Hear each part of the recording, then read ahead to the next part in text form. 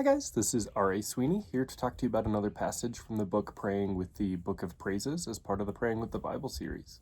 Today I wanted to talk about Psalm 93.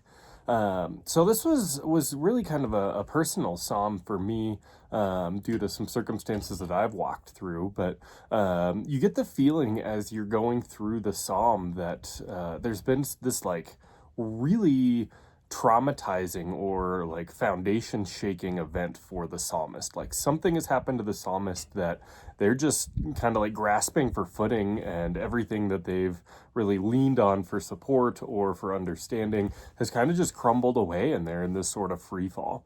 And so the psalm itself is sort of sorting through that experience, going through the loss of that foundational belief or even person or whatever it was that they lost that was the foundation. They're sorting through that and trying to figure out, how do I reground myself? How do I recenter myself?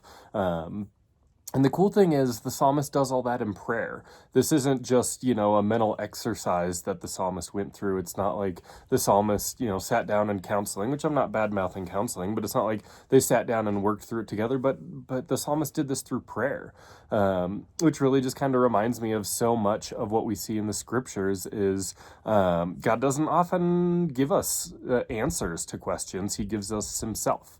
And in a moment like this, the psalmist didn't really need to figure out, why this happened or figure out like answers to anything. What the psalmist really needed was comfort, was love and security, which the psalmist gets from God. And so this prayer brings the psalmist to God in that time where they need that security and that love.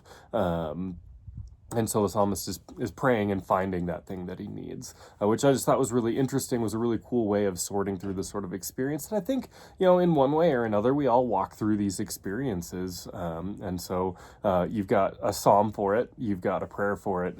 They go together, and it just makes a cool little prayer, and something that I think is extremely practical for us when we walk through those. We can turn to Psalm 93 and see kind of how this psalmist worked through it and allow that to shape how we work through those experiences.